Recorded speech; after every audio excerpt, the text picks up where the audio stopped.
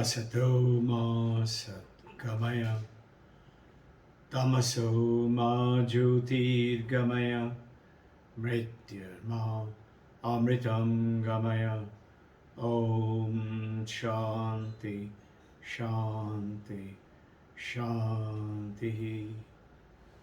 Oh Mother, take us from unreal to real. Take us from darkness of ignorance to the light of the wisdom. Take us from death to immortality. Om, peace, peace, peace. Welcome for a brief session of the Thursday. It is a seed for you to take it up, do a little reflection, and be prepared for Sundays. And the very exciting topic that we are coming across, the more and more I start to see through the Vedanta, it is so exciting to discover different world. For example, you and I, we were all born to this world. And we were born as a baby and then we grew up.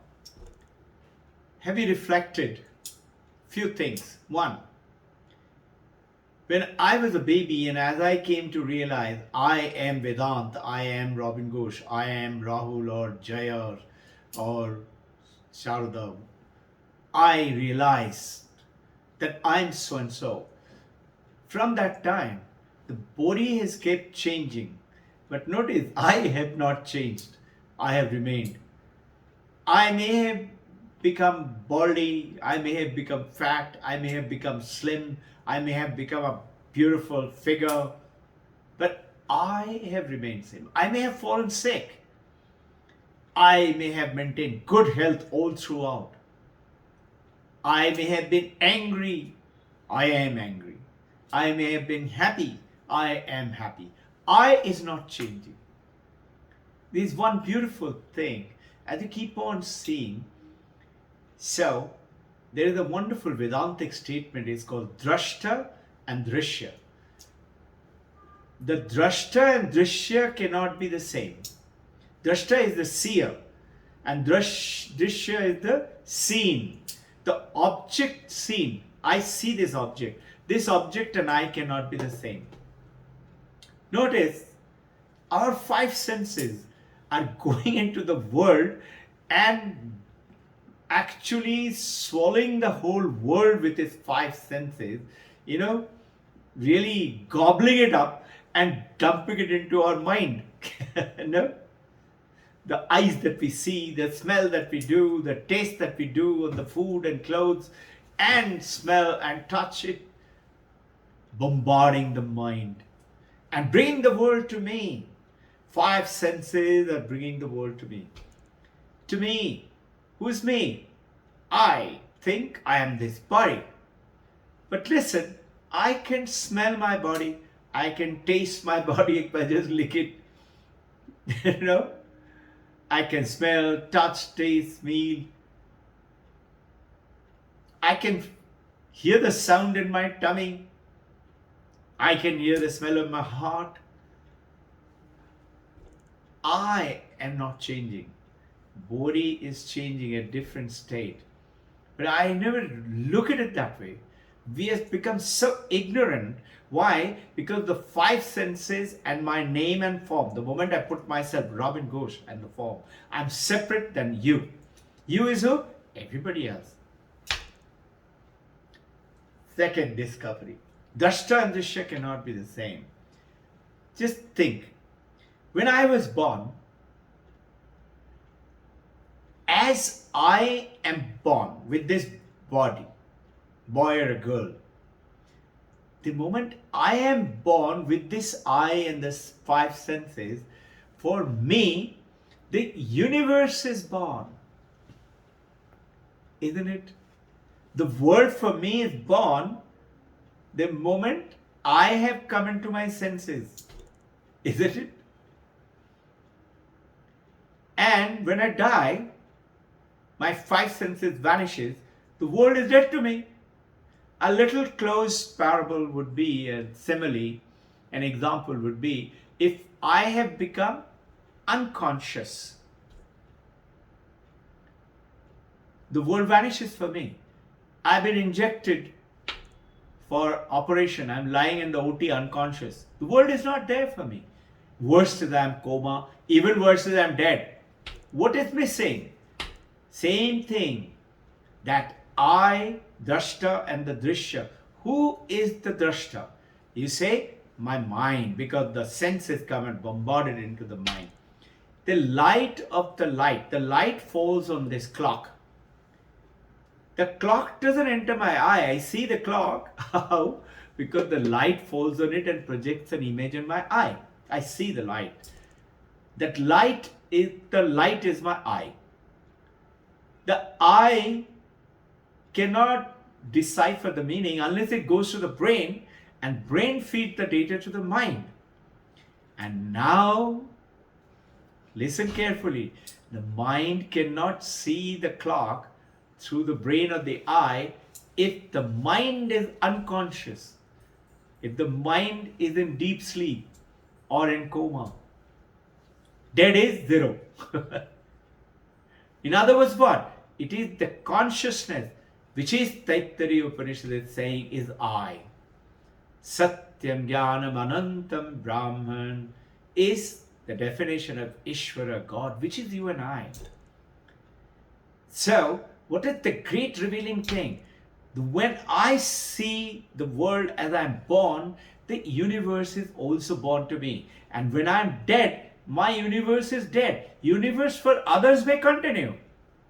But as far as you and I are concerned, and who is this I? Not this body and the mind, because I can, whatever I see, experience. Anubhava matram is the name of consciousness. In other words, experience. Consciousness's job is to experience. I's job is to see. Have you ever realized I cannot see my specs, which is very close to me, my eye. I cannot see the speck if I'm wearing specs. I cannot see my own eye. Just like that, I do not experience my own consciousness. Though I'm using my consciousness all the time. Nothing in this universe that you can do, taste, touch, think, read, learn, whatever, without the consciousness.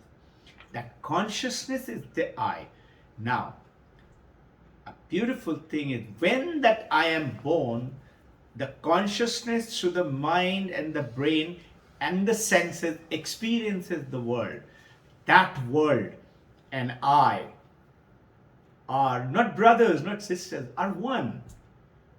If this I is not there, that world is not there. We are not separate. But we are thinking that the happiness is out there in the world. In a big package of money, for a job, or a perfect partner, or a child in the home, or a great home, or a great car, or a great mobile, or a great cookie. I'll be very happy when I get that cookie. But the message of the Upanishad and the Vedanta is the ultimate happiness of this is you. And that you is the consciousness which through the mind, the brain, the senses is experiencing, really gobbling up the world. And I am thinking, my mind is thinking, not the consciousness. Consciousness is always detached. In the words of Ashtavakra, what does Ashtavakra say? Great saint, Vedantic sage, Guru of Janak Maharshi. And he's saying, Yatha prakashyam eko deham enam tatha jagat atha mama jagata sarvam athava nacha kinchana. He said that as I myself is that consciousness myself, not the mind, not the name, not the body. Reveal this body and the mind.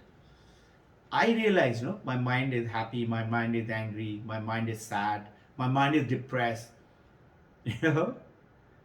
This entire universe, therefore, I realize it. So either that entire universe and I own it, or I'm totally ignorant of it. So what happens? I'm ignorant of it. My message to you from the Upanishad and Vedanta is become aware and own the universe. Make the universe work for you.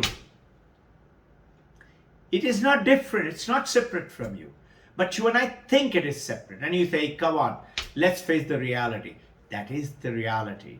Because you and I are ignorant, like, let's take a mobile. 30 years ago, if I told you that mobile will connect you with America to your friend or your husband or wife, would you have believed me? You will say, come on, let's face the reality. 150 years ago, if I took you outside and showed you a big structure standing on wheels and told you, hey, this is the helicopter, sit inside, put on your strap, it will fly you in the air. 150 years ago, you would not have believed me. Why? Ignorance. Same is the ignorance of our consciousness today, which separates you with the name, body and form with the world outside. Example, just think. Our happiness is not out there, it's inside here. Vedanta say, Vidyaranya, a very famous sage, almost 700 years ago, had laid a very cute example. He says, listen to it, very simple, careful, fun, great learning from the Vedanta Upanishad. He says, whatever you love, you like to hold on to it. You don't like to let it go. Whatever you love, you like to hold on to it. But notice that what you love, like to hold on to it, is your mind and is your brain, not the consciousness. Consciousness is asanga aham, asanga aham, asanga, always detached. Punah, punah, punah. Again and again and again, I tell myself I'm detached. Like what? Like TV screen. Playing the movie, maybe horror movie, maybe an exciting thriller, maybe a love scene. But notice, TV screen is detached from what is happening in the screen, just like your consciousness is detached what is happening to you. When you get connected to the consciousness, end of your suffering to this world, and you get control of the world, because that consciousness and this consciousness, that wave, huge tsunami wave, or the ocean, and this little bubble of the froth, which is me, are not separate. As wave, we are separate. As ocean to the wave, I am separate. But as water, that ocean, that wave, and this water is same. Think. Because the effect of light and the temperature, an oasis comes into the desert and shows me mass of water. That mass of water is not real. That light is not saying this mass of water is me. That is called a mirage, illusion. As you're walking down the darkened alley, you see a snake, and you throw a light and you say, oh, it's a rope. Somebody had said, no, that is a dried up garland. Somebody said it's a crack in the earth. Last year, earthquake crack. Rope is not going to say, I am the snake, I am the garland, I am the crack. Just like the moment you realize you're the consciousness, you will not say, I'm this body, I'm this name, and those things are separate, and I have to work hard to go and get them. That and you are not separate anymore. Now, whatever I love to hold on to it. And opposite is also true. Whatever I don't like, I like to get rid of it. I don't like to see them. I don't like to be with them. Yeah? Now, have you realized ever, you never get rid of yourself. Immediate objection will come in. Somebody will say, why, what about those guys who commit suicide? Just think, they're committing suicide. Why? because a girlfriend or a boyfriend has jilted them and going in for love with somebody, and I feel like I must end my life. But supposedly, somebody came along and said, hey, you love that girl. You know what? I'll get you that girl for you. And that girl actually comes in and starts loving you. Will you still say, I'm going to commit suicide? Supposedly, you got a big bank loan and you are actually totally devastated, can't pay the money. You want to commit suicide. Somebody comes and says, hey, shut up, don't commit suicide. I'll give you the money. Will you still say, you give me the money but I'll commit suicide? No. So what is the committing suicide, killing myself was because of a cause outside, not because I don't like myself. And those people who say, I don't like myself, that's because of they do not know themselves, but they know some part of their mind and activity and action, or what other people say, that you are like this. And I believe like that, so I don't like myself. Now, beautiful analogy. So, I like myself. Now, whatever you like is because it gives you happiness. So because you don't like to kill yourself, you are the source of your happiness. And that is called Atman, the consciousness, the soul. It's the ultimate source of happiness. Just like the TV screen. Without the TV screen, movie cannot play. But TV screen is not going to say, I like this hero, I'm going to grab hold of him, I'm not let him go. Or I like this heroine, let her stay with me now. Movie cannot play. Life cannot play. So you stay detached, but aware, become aware. They are not separate. Happiness is within me, not out there. And when you're calm and peaceful and joyful and do those right things, you will be the source of happiness for everybody. Starting with your own self. Take another example. He gives another beautiful example. Let's say there's a man who loves his job. And he says, I am crazy about my job. I love my job. I work for job. You say, are you sure? He said, yes. I don't work for anything else. I don't want name, fame, money, nothing. You say, all right. You get your job. But the pay package which comes to you, that high pay package, I'm going to remove it. From now onward, you will get no pay. What will you say? No, I want my pay. So supposing I say, all right, now you have a choice. Either you take the job or you take the pay. Which one would you want? You can get the whole pay, no job. Or you can get whole job, no pay. Which one do you want? You will say pay, of course. I will say, all right, listen, Vidyananda, 700 years ago telling, all right, listen, I'll give you the pay, but you cannot spend it. You cannot touch it. It's yours. You can put it in the bank, but you will not spend a penny. You say, no, but I want to use it to buy my things. You say, all right, okay, I'll give you that. You're allowed to spend. But listen, you will spend it for some people who I will tell you. I'll tell you, spend it for those beggars, those poor people, or those blind people. You will not spend a penny for yourself, your things, or anybody that you know. The number, name, I will give you. You say, no. You will say, I want to spend it for my family. I'm not crazy about money, but I like to give them things. They should be happy. What is it? My family. That means what? Once again, my happiness. I will give it to my people because of my happiness. My happiness. So where is the source of happiness? It's yours. Third example. He says, a mother loves a toy. Why? Because her 2-year, 3-year-old baby loves the toy. No? Will the mother say, no. I love the toy more than the baby. She loves the toy because she loves her baby. So sometimes you love things because of A. You are loving B because of A.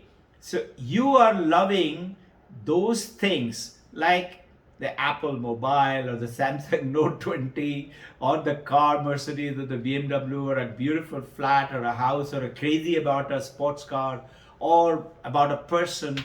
Why?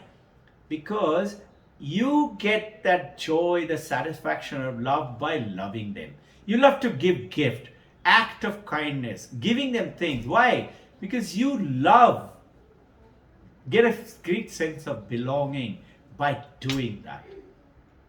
And this is what is Ashtavakra say. Once again, I will read it out. Atha prakasham eko. That prakasham, the light of the light.